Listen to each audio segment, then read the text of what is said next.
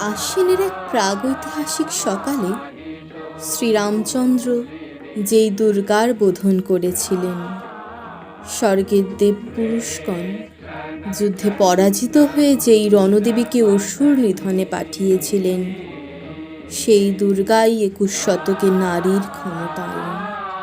তার মহাতেজ চিরজাগরুক আগুন হয়ে জ্বলে উঠুক মাটির পৃথিবীর প্রতিটি নারীর মধ্যে।